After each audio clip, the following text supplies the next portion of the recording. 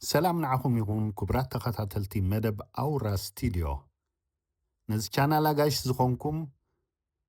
سبسكرايب شير كومنتن لايكن بمقبار سدرابيت كتكونني بتحتنا يحطكم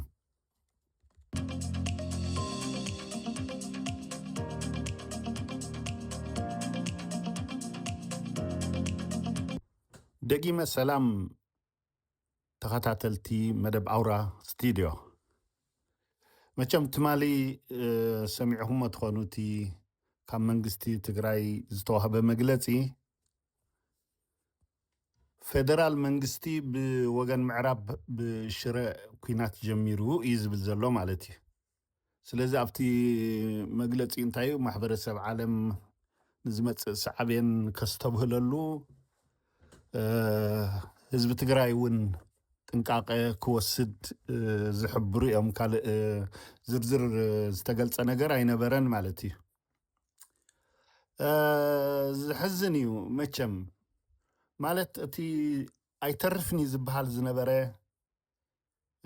سب زي تتصبيه يكونن زي ترف كيناتي نيرو زي مالتيو افتي زوباتي تهلاونتاي وي تግራይ وي فدرال زبلي نيرو بخوم يتفاطيط نيرو حجي زغبر كينات جن قليل كخون يخእል ديو يزلوت حتو مالتي مخنيات انتايو حدا بزحت انت بمتلال انت بقله بغطري كنعقو زي كلو بزحت جنرالات كاب تግራይ زخدو አለው ቶም ንሳቶም ድማ ኣብቲ ተመክሮኦም ኣብ 2020 ዝተገብረ ኩናት ተመክሮ ዘለዎም እዮም ማለት እዩ ስለዚ ናብ ምንታይ ዘእትዋ ዘሎ ናብ ውግዕ ሕድሕድ እዩ ዘእትዎ ዘሎ ሰብኣይ እዚ ፌደራላዊ መንግስቲ ናብ ውግዕ ሕድሕድ እዩ ዘእትዎ ዘሎ እቲ ኣብ 2020 ምክንያት ገይሩ እንታይ እዩ እቲ ናይ ሰሜን እዚ ጦር ተሃሪሙ ዶ ገለገለ ዝብል ንሰብ ኣላዓዒልዎ ሕጂ ከንታይ ልኢ ከላዓዕሎ እዩ ዘሎ እቲ ከቢድ ነገር ማለት እዩ ነቲ ሰራዊት ይኹን ነቲ ህዝብስ እንታይ ይኽብል ናይ ምንታይ ኩናት እዩ ሕጂ ዝግበር ዘሎ እንታይ እቲ ኩናት ሲ ካብዚ ስዒሩን ተሳዒሩን ኦኬ ተሳዒሩ ካልእ ሕቶ እንድዩ ኣብዚ ኩናት እዚ ስዒሩ ግን እንታይ ክገብር ደልዩ ኣብይ እዩ ዘሎ እቲ ሕቶ ማለት እዩ ስለዚ እቶም ብርግጽ ማለት እቶም ካብ ትግራይ ዝሃደሙ ጀነራላት ይኹኑ ዋላ እውን እቲ ዘሎ ሰራዊት ዓሊሞሞ ዘለው ሰራዊት ካብ ትግራይ ብዙሕ መንእሰይ ዘለው ዝነዓው መንእሰይ ኣይኮነን ስለዚ ናብ ኩናት ሕድሕደ እቲኻ ንባዕሎም ኣባሊዕኻ ከምቲ ኣብ ካልእ ኢትዮጵያ ጎይታ ኮይኑ ዘሎ ኣብ ትግራይ እውን ብቐሊሉ ንምምላኽ ዝብል እዩ ሕጂ ብማሕበረሰብ ዓለም እንድሕር ዳ ተሓቲቱስ እቲ ናይ ኩናት መጀመሪኡ ምክንያት ሲ እንታይ እዩ ክኸውን እኮ እዩ ዘሎ ትኸቢድ ምክንያት እንታይ እዩ እቲ ናይ ፕሪቶሪያ ውዕል ንኸይትግበር ንሱ እዩ ክሳብ ሕጂ ክወቶ ፀኒሕኖ ከምቲ ሓቂ ማለት እዩ ዝብልዎ ካልኦት ኳላ ናይ ትግራይ እውን ክብሉ ክእሉ ወይ ገለገለ ክእሉ ትግራይ ንናይ ፕሪቶሪያ ሕጊ ረብሓ ስለ ዝኾነ ተጋሩ ክዓክትዎ ኣይክእሉን እዮም እዚ ካብ ሓቂ ዝረሓቐ እዩ ግን ኣብ ሓመድ እዩ ከምኡ ክገብር ፀኒሑ ሕጂ ኩናት መጀመሪኡ ኸ እንታይ እዩ እንድሕር ዳ ኢልና ሕጂ እንታይ እዩ ዘመኽኒ ዘሎ መሲልከም እቲ ኩናት ብልፅግና ይገብሮ ከም ዘየለ እዚ ዓይነት ኣምሲሉ እዩ ዝገብሮ ዘሎ ነንሕድሕዶም ተጋሪኦም እዩ ዝብል ዘሎ ምክንያቱ በዓል ጻድቃን ርኢኹሞም እንድሕር ዳ ፀኒሕኩም ወዲእና ኢና ተዳሊና ኢና ወዲእና ኢና ሕጂ ከምዚ ክንገብር ኢና ገለ እዮም ክብሉ ቀኒዮም ኖ ስለዚ እንታይ ዞም ስለ ዘሎ ንናይ ብልፅግና ድሌት ብናይ ተጋሩ ኣምሲልካ ዋላ ይኹን እምበር ኦኬ እቲ መወዳእታ ረብሓ ናብቶም ሕጂ ሰበስልጣን ተጋሩ ዘለውን ናብ ኣብ ሓመድን ይኸውን ግን ትግራይ ናይ ብሓቂ ፍትሒ ክትረክብ ድያ ኣብ ሓመድ እንድሕር ዳ ሒዝዋ ወይ ዞም ሰበስልጣን ጌታቸው ረዳ ዶ ዋላ በዓል ጻድቃን ዶ ገለ ዝበሃሉ ዘለዉ እቶም ዝኸድዕዎም ንሳቶም ኣብ ትግራይ ኣትዮም ረብሓ ናይ ትግራይ ኣይኮነን እዚ ክኸውን ዘይክእል ነገር እዩ ስለዚ ሕጂ ግን እንታይ ነዚ ምክንያት እዚስ እንታይ እዩ ዝህበሉ እንድሕር ዳ ኢልና ብትግራይ ይግበር ከም ዘሎ ገይሩ እዩ ሓደ ካልኣይ ድማ ባጫ ደበሌ እንታይ ኢሉ ነይሩ እዚ ሕጂ ዝግበር ዘሎ እዚ ሕጂ ዝግበር ኩናት ኣብ መቐለ ኮይንካ ዝግበር ኣይኮነን ኣብ ኣስመራ ኮይንካ ዝግበር እዩ ኢሉ ሕጂ እዚኣ እንታይ እያ ክትጠቕሞም ከምኡ ዝብሉ ዘለዉ ኣብ ኣስመራ ኮይኖም ትኽትኹና ስለ ዘለዉ ኤርትራ ትትኽትኸና ስለ ዘላ ኣብ ትግራይ ክንህሉ ኣለና እዚ ዓይነት መልእኽቲ ዘስምዕ ይበታ ሓደ ማለት እዩ እምበር ንኤርትራ ሓሊፉ ክዋጋእ ኢልካ ዘይሕሰብ ነገር እዩ ኣይመስለንን ኣይገብሮን እዩ ኣይክእሎን እዩ ኣይገብሮን እዩ ጥራይ ዘይኮነስ ኣይክኽእሎን እዩ እኮ እቲ ኩናት ንዕንወት ስኢልካ ተንዝሓዘን ብረት ክስታይ ክገብረን ኢሉ እዩ እምበር ስለዚ እቲ ኩናት ንትግራይ ዝዓለመ ጥራይ እዩ እምበር ንኣስመራ ንገለ ገለ ዝብሎ ዘሎ ምክንያት ክረክብ እዩ በቃ ኣብ ኣስመራ ኮይኖም ይርብሽና ኣለዉ ኣብ ኣስመራ ኮይኖም ብትግራይ ገይሮም እዮም ከምዚ ዝገብሩና ዘለዉ ስለዚ ቦታ ክንሕዞ ክንክእል ኣለና ትግራይ ሰላም ክትረክብ ኢትዮጵያ ተደኣ ኮይና እዩ እቲ እምበር ምስ ኤርትራ ንክዋጋእ ኣይኮነን ግን ሻዕብያ ኸ ኣብዚ እንታይ ተርኡ ክኸውን እዩ እንድሕር ዳ ኢልና ሻዕብያ ምንም ዝፍለጥ ነገር የለን እንታይ ክገብር ከም ዝኽእል ማለት እዩ እንታይ ክሕግዞም ወይ ኣብቲ ኩናት እንታይ ተራእዩ ክህልዎ ዝፍለጥ ነገር የለን መቸም ጥልቕ ንምባል እንድሕር ድሌት ኣለዎ ጥልቕ ንምባል ግዜ ዝወስደሉ ይኮነን ንምኽሓት ከዓ እዚ ግዜ ዝወስደሉ ይኮነን ከም ዓይኒ ሓቂ ማለት እዩ ግን እንታይ ተርኡ ሻዕብያ ኣብዚ ክፍለጥ ይከኣሎ ብጣዕሚ ከቢድ እዩ ቅድሚ ሕጂ እኳ ዋላ ማለት ወኪሉ ብኣወል ስዒድ እንድዩ ገይሩ ዝዛረብ የሕፍረካ እኮ ኣወል ስዒድ ዝበለ ኢልካ ክትዛረብ ከማንሲ የሕፍረካ ኢኖ ናይቲ ማለት መንግስቲ ይኮነን ኢንፋክት ግን መንግስቲ ኢሉ እንድሕር ዝሓስብ ኮይኑስ ብሓደ ስኢሉ ተረኛ ገለገለ እዩ ዝረኸቦ ነቲ ዲፕሎማሲ ክገብሮ ወይ ነቲ ርክባት ነቲ ኩሉ ፕሮፓጋንዳታት ብኡ ዝገብሮ መቸም ትግራይ ክትህረም ከላስ ስቂልና ኣይንርእን ኢና ይብሉ ነይሮም እንታይ ረብሖም ትግራይ ክትህርም ከላ ስቂሎም ምርኣዮምን ዘይምርኣዮምሲ ንዕኦም እንድሕር ዳኣ ዘይተንኪፍዎምስ እንታይ እዩ ዘሎ እቲ ሕቶ ሕጂ ኣነ ቁርብ ዝከብደኒ ማለት እዩ ዝገርመኒ ምክንያቱ እንታይ እዩ ሓደ ማለት ናይ ብሓቂ ድዩ እቲ ኤርትራስ ካብ ኢትዮጵያ ስግኣት ኣለዋ ድዩ ወይ ኢትዮጵያ ኸ ሕጂ ካብ ኤርትራ ስግኣት ኣለዋ ድዩ ዝብል ገና ዘይተመለሰ ሕቶ እዩ ምክንያቱ ኣብ ዝሓለፈ ግዜ ክዕረቑ እዮም ዶ ከምዚኦም ዶ ገለ ዝብል ፕሮፓጋንዳ እውን ይዝርጋሕ ነይሩ ስለዚ ማዕረ ፈፂንካ ምስ ኢትዮጵያ ምብታኽ ክገብር ይኽእል ድዩ ኢሳያስ እንድሕር ዳ ኢልና እንድዒ ኣይመስለንን ምክንያቱ ኣብ ናይ ትግራይ ኩናት ሲ ኤርትራ ወይ ኢሳያስ ምርታይ ኤርትራ ወሪድዋ ኢሳያስ ሲ ረብሑኡስ እንታይ እዩ እዩ ዘሎ ትሕቶ ረብሓ ኣለዎ ድዩ ወይ ንትግራይ ትዝደልዮ ናይ ኢትዮጵያ ምትእትታው ኢንተረስት ብትግራይ ገይሩ ክገብሮ እንድሕር ኮይኑ ኸ ተጋሩ ከተኣዘዝቲ ክኾኑ ድዮም ንዕኡ ገለ ብዙሕ መስርሕ እዩ ዘለዎ ማለት እዩ ስለዚ ክሕወስ ድዩ ኣይሕወስን ኣብዚ ኩናት ሲ ክትፈልጦስ የሸግር እዩ ብጣዕሚ የሸግር እዩ ማለት እዩ ብዝኾነ ኣብዚ ፈታኒ ኩናት እዚ ተጋሩ ሕጂ ሓደ ዓይነት መርገፂኦም ክወስዱ ዘለዎም ኦልሬዲ እቶም ዝፈለዩ ፈልዮም እንድዮም እቲ ካልእ ዩቲበር ይኹን ወይ ኣብ ደገ ዘሎ ህዝቢ ይኹን ግን ኣብዚ ጉዳይ እዚ ሓደ ዓይነት መርገፂ እዩ ክወስድ ዘለዎ ሓደ ዓይነት መርገፂ ተዘይወሲዱ ኣብዚ ጉዳይ እዚ ኣብ ሓመድ ዝደልያ ክትከውን እያ ማለት እዩ እታ ናይ ሓዋሩ ትግራይ ትሕሾም ኖ ምክንያቱ ኣብ ሓመድ ትሒዝዋታ ትግራይ እንታይ ክትከውን ከም ትኽእል ኣብ ውሽጢ ኢትዮጵያ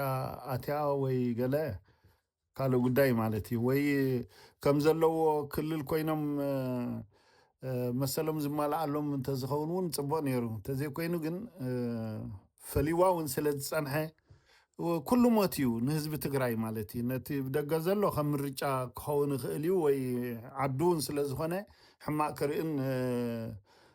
ሕማቅ ክርኢ ደልን እዩ ነቲ ህዝቢ ትግራይ ግን ብጣዕሚ ውርደት እዩ በቃ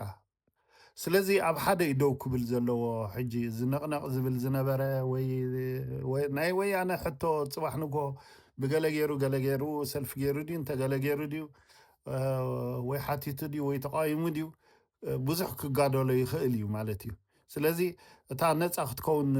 ትኽእል ትግራይ ሕጂ እንድሕር ሞሊቓቶ ግን بقى خمتان كالوت إثيوبيا كل ترقيص أتنبر زلا أخذكم سلازس حد عينة مرقص يخسد زلوا بزي مالتي نالبات يا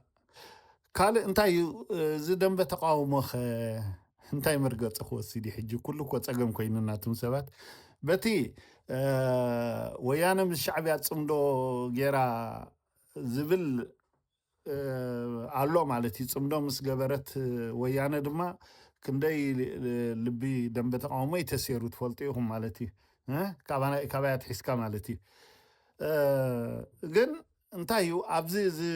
ሕጂ ዝግበር ኩናት ግን ንዓና ምልእቲ ማለት ኢትዮጵያ ትደልዮ ዘይኮነስ ተጋሩ ዝደልዮ ትግራይ ክትከውን እቲ ረብሓናትና ኢለ ዝሓስባነ ማለት እዩ أمنتا إخم كل الكات حسيب كايو أبتي ناي كلتشحن عسران زتجبركو بزح سب أويو أبتي جنسايد استجبر اللونجيزي أويو حجخة ندحر دايلنا حجي برقت مالت تي أب أديس أبا وي أب إثيوبيا وشت زلو كال تقام تجراي ናይ ኣብ ኢንተረስት ዘማል እምበር ናቱ ባዕሉ ናይ ትግራይ ኢንተረስት ከማል ኢሉ ዝመፅእ ዘሎ ኣይኮነን ርድእ ማለት እዩ እንታይ ከም ተዛረቡ እንታይ ገለ ኩሉ ንፈልጦ ኢና እቲ ኣካዳድዖም ማለት እዩ ብርግፅ ምናልባት ነቲ ፅምዶ ተቃዊሞም ዝኸዱ ተደኣ ሃልዮም እዋ ካብ ፀላእ ናብ ፀላእ እዮም ዝኸዱ ዘለዉ ኩሉ ሓደ እዮም ንሻዕብያ ፀሊኦም ንኢትዮጵያ ነቲ ፌደራል ክፈትዎ ይክእሉን እዮም ምክንያቱ ንትግራይ ኩሎም ሓደ እዮም ነይሮም ዋላ ሓንቲ ፍልልይ ኣይነበሮም ድሓርዮም ብገለገለ ወይ ምሻሎ ከምዚ ክልተ ፀላእቲ ተኮይኖም ነቲ ሓደ ፀላእ ክንፈታዊ ጌርካ ፈላሊኻ ኣብ ፖለቲካ ፅወት ረብሓ ገለገለ ተፃዊቶም ተዘይኮይኖም ማለት እዩ ተዘይኮይኑ ግን ኩሎም ሓደ እዮም ንትግራይ ዋላ ሓንቲ ፍልል የብሎም ሻዕብያ ብልፅግና እዩ ስለዚ እታ ህዝቢ ትግራይ ደው ክብል ኣለዎ ምስ ሕጂ ዝግበር ኩናት ኣብ ዓዱ ወይ ምስ ወያነ ደው ክብል ኣለዎ ዝብሎ ዘለኹ ድማ እዚ ብርግፅ እውን ደው ክብል እዩ እቶም ተቃወምቲ ሰልፍታት እውን ነዚ ኣይድግፎን እዮም ብዙሓት ኣብ ውሽጢ ትግራይ ዘለዎ ተቃወምቲ ሰልፍታት ማለት እዩ ብዘይካቲ ጻድቃንዶ ጌታቸው ዝሃንደስዎ ኣብ ሽዋ ዘሎ ካልእ ተቃዋሚ ሽግር የብሎምን ስለዚ ሎሙን ከም ዓሚ ረህዋ ይግበረሎም ማለት ስዒሮም ክወፁ ጥራይ እዩ እቲ ኣማራፂ ካልእ ዋላ ሓንቲ የለን ከምኡ ንክኸውን ከዓ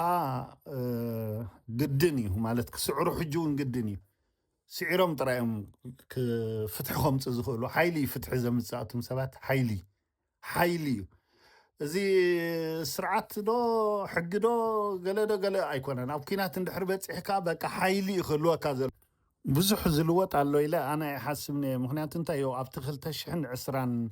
እቲ ናይ መወዳእታ ኩናት ክግበር ከሎ እቲ ሽዑ ዝነበረ ሰራዊት እዩ ዘሎ ኣብ ኣሕመድ ድማ ዝኩሉ ፕሮፓጋንዳ ገይሩ